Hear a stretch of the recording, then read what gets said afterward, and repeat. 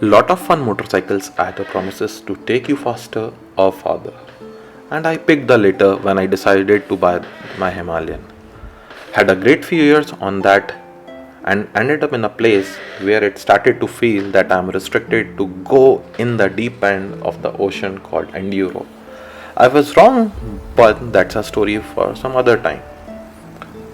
We all know that lighter bikes perform better in technical off-road sections, and a few years back the only lighter option available in the market was the used Impulse. And a lot of my friends were having fun on their pre-owned Impulse, and it was clear that it is a small capable machine which can help you to go places where Himalayan might struggle. So I searched a little and asked my friends and found a decent bike and I bought it. Invested a decent amount of money to make it ready to tackle the trails. Nothing fancy, just covering the basics. Trying to make it to go back to the factory condition. All critical parts like suspension, tire, bearings, clutch plate, battery, wiring harnesses are a name to few of them. Once this part was done, I started to take her off-road, and I didn't mean to take on the easy trails but serious trails. Nothing what you'll see on Romaniacs, but intermediate level enduro sections, some rocky climbs, some logs, etc. To be honest, the bike plowed through all the obstacle with ease. Where it fell short was power, but the lightness of the motorcycle came handy where the power was lacking. You can manhandle the bike if you get stuck, or you can lift it if you can fell it. I cannot do this on a Himalayan. If you are stuck with Himalayan in some tricky situation, it's going to be difficult. It's going to get ugly for alone. But on Impulse, you can just lift it alone no matter in which situation you get stuck. The difference between Impulse and Himalayan didn't end here. This is just the first thing. The weight difference. Both bikes can be as different as they can be while offering the same promise that it can be the bike you can take to office and do some serious fun on the weekends.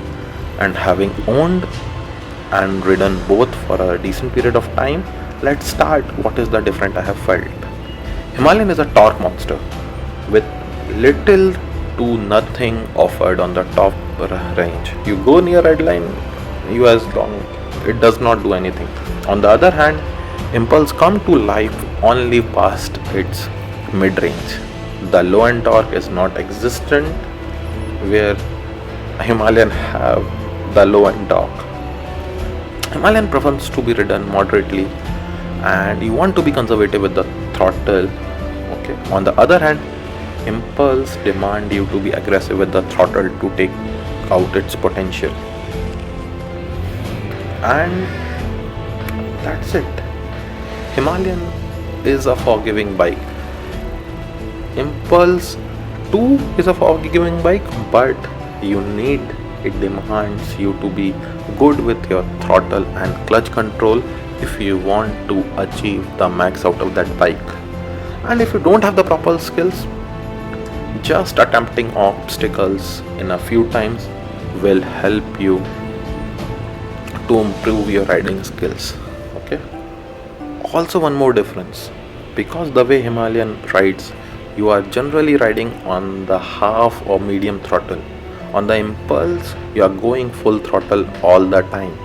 That also translates you to get faster over a period of time. Okay.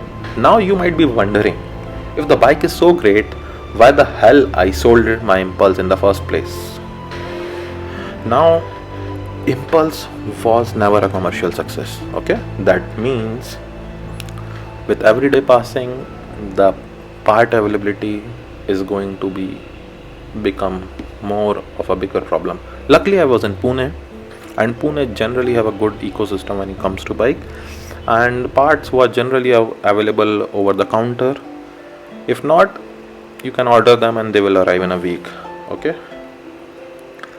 And no matter how much I invested in the bike, it will create a new problem for me. And I'm talking this just about my bike, not saying all the Impulse out there are unreliable. Okay. And the thing is, once this bike is creating a small problem every now and then, you start losing confidence on the bike.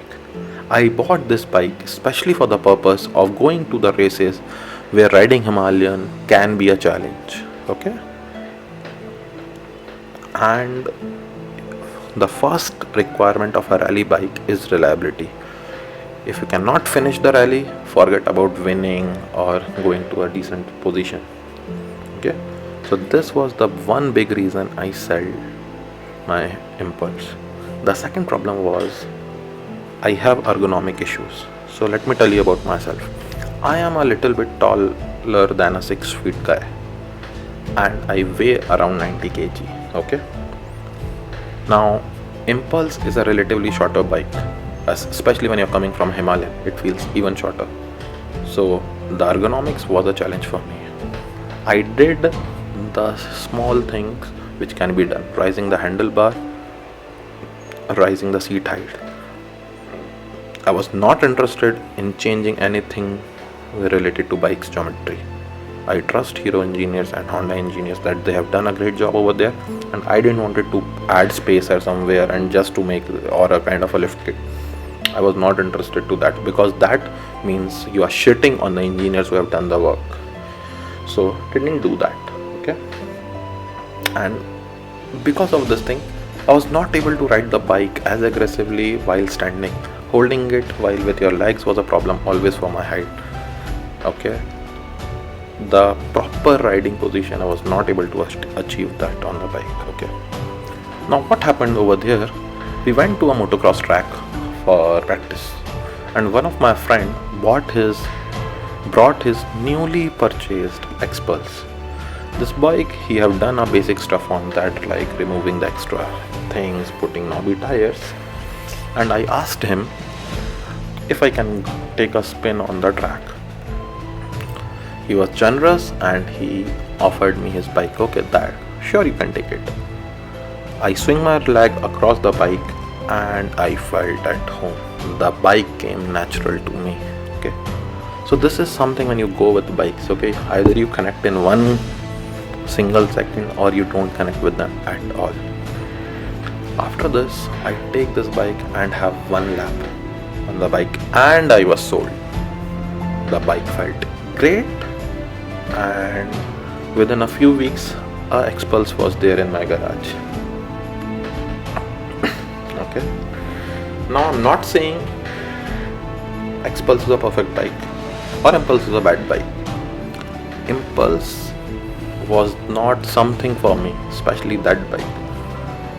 And the fact I have not missed it a single time after selling says everything for me. I'm not selling. You go and sell your Impulse and pick it an Xpulse. Pick a bike which is good for you.